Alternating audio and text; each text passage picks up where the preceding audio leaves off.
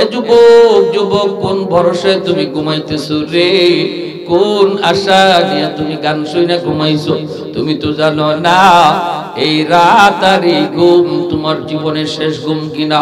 কত যুবক ঘুমায় আর ঘুম থেকে ওঠে না, জীবনের শেষ ঘুম ঘুমায় যায়। আমার মসজিদের পাশে ছিল একজন কর্মচারী, সে এরকম ভাবে মানুষের সেলাই করত, টেইলার ছিল টেইলার। ঈদের রাত মানুষজন যে ভিড় করেছে কাপড় নেওয়ার জন্য, শাটার তো বন্ধ, শাটার খুলে না, ডাকাডাকি করে শাটার খুলে না, ভিতরে গানের আওয়াজ বাজতেছে, মানুষের আওয়াজ শোনা যায় না। শাটার ভাঙলো, মানুষজন কাপড় নেওয়ার জন্য, টাটকা যুবক লাশটা মেশিনের পাশে পইরা আছে, আর সারা রাত যে গান শুনছে, গান এখনো মোবাইলে বাজতেছে। এজন্য বলি, যদি গান শোনা অবস্থায় তোমার মরণ হয়, হারাম জিনিস দেখা অবস্থায় যদি তোমার এই রাতে মরণ হয়, আল্লাহ নবী বলে লা ইয়াজনি জানি হিনা ইয়াজনি ওয়া হুয়া মুমিন। নবী কয় হারাম কাজে লিপ্ত থাকা অবস্থায় যদি কারো মরণ হয়, ওই অবস্থায় ঈমান তার সাথে থাকে না। চুরি করা অবস্থায় ঈমান সাথে থাকে না, জিনা করা অবস্থায় ঈমান সাথে থাকে না, মদ খাওয়া অবস্থায় তার ঈমান সাথে না, গান শোনা অবস্থায় তার ঈমান সাথে থাকে না। ওই অবস্থায় যদি মালাকুল মউতের সাথে তোমার আমার সাক্ষাৎ হয়, বলো দেখি ঈমান তো তোমার সাথে গেল না। মুসলমানের ঘরে জন্ম নেওয়ার পরও তোমার ঈমান সাথে গেল না রে যুবক। চোখের সামনে কত যুবক কবরে চলে গেল, লেখাপড়ার সাথে কবরে চলে গেল, খেলাধুলার সাথে কবরে শুয়ে রইল। আজকে একটু তাকাও, মানুষ তো বৃদ্ধ হওয়ার টাইম পায় না, সাদা দাড়ি সাদা চুল মানুষ আজকে পাওয়া যায় না। বের হলে শুধু যুবক আর যুবক, মুরব্বী মানুষ সমাজে আর খুঁজে পাওয়া যায় না। কারণ কি? কারণ হলো মানুষ মুরব্বী হওয়ার টাইম পায় না, গড় আয়ু মানুষের কমে গেছে। আওয়াজ দেয়া বলে ঠিক কি না? যৌবন কালেই কবরে ডাক, যৌবন কালেই কবরে ডাক চলে আসে।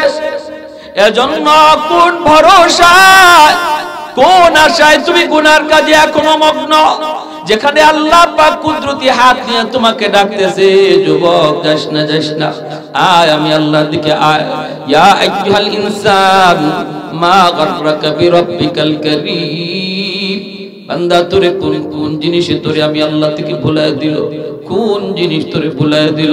এত মায়া করে তোরে আমি আল্লাহ বড় করলাম, মায়ের পেটে আমি তোরে খানা দিলাম, বের হওয়ার পর তোর দাঁত ছিল না, আমি আল্লাহ তোরে দাঁত দিলাম, হাত ছিল ধরবার ক্ষমতা ছিল না, আমি আল্লাহ তোরে ধরবার ক্ষমতা দিলাম, পা ছিল হাঁটবার ক্ষমতা ছিল না, আমি আল্লাহ তোরে হাঁটার ক্ষমতা দিলাম, মুখ ছিল কথা বলার শক্তি ছিল না, আমি আল্লাহ তোরে কথা বলার শক্তি দিলাম। এখন তোরে কোন জিনিসে আমি আল্লাহ থেকে ভুলায় দিল? কোন জিনিস তোরে আমি আল্লাহ থেকে ভুলায় দিল? এজন্য বলি যুবক, যৌবন কালটারে তুমি কদর করো, যৌবন কালটারে তুমি কদর করো। যৌবনে তুমি মাথায় টুপি রাখো, যৌবনে তুমি মসজিদে যাও, যৌবনে খারাপ সঙ্গীদের সঙ্গ ছেড়ে যাও, খারাপ ছেলেদের সঙ্গ ছেড়ে দিয়া দাওয়াত ও তাবলীগের সাথে জড়িত নামাজি যুবককে তোমার বন্ধু বানাও, সময় কাটাও আল্লাহওয়ালাদের সাথে, উলামায়ে কেরামের সাথে, মসজিদের ইমাম মুয়াজ্জিনের সাথে, মাদ্রাসার ছাত্র উস্তাদদের সাথে তুমি সময় কাটাও, আল্লাহর গোলাম। দুনিয়ার জগতে যেই মানুষ যার সাথে সময় কাটায়, কিয়ামতের ময়দানে আল্লাহ পাক দুজনকে হাজির করে কয়, একজন আরেকজনের কৌতুক সে কেমন ছিল। যদি দুজন জান্নাতি হয়, দুজন যদি নামাজি হয়, একজন আরেকজনের প্রশংসা করতে থাকি। মায়ার নবী বলেন, আমলের ক্যাটাগরি যদি বেশ কম হয়, একজন যাবে জান্নাতের উপরে, আরেকজন নিচে, একজন জান্নাতের হাই ক্লাসে, আরেকজন একটু নিম্ন ক্লাসে, আমলের ক্যাটাগরি ভিন্ন হয়ে যাবে। আল্লাহ পাক রব্বুল আলামিন দুজনকে একসাথে রাখার জন্য নিচে যে আছে তারে উপরের জনের সাথে তুইলা দিবে। আরেকটু জোরে কন্যা সুবহানাল্লাহ। এজন্য বন্ধু যদি তোমার ভালো হয়, সে যদি জান্নাতে যায়, তোমার যদি কিছু ভুলও থাকে, আল্লাহ দুজনকে একসাথে রাখার জন্য তোমাকে তার সাথেই মিলায় দিবে। এজন্য খারাপ সাথীদের সাথে চলবা না। সঙ্গী গুণে লোহা জ্বলে বাসে, যদি খারাপ ছেলের সাথে চলো তুমি ভালো করে সন্তানও তুমি খারাপ হয়ে যাবা, ঠিক কিনা জোরে করে? ভালো করে সন্তানও তুমি খারাপ হয়ে যাবা।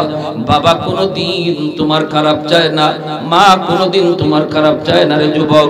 সর্বদা বাপ মা সন্তানের ভালো চায়। যখনই তোমাকে কোনো আদেশ দেয়, উপদেশ দেয়, এটা তুমি অক্ষরে অক্ষরে মাইনো, এটা তুমি পালন কইরো। যদি না মানো একদিন নিজে বুঝবা জীবনের কত বড়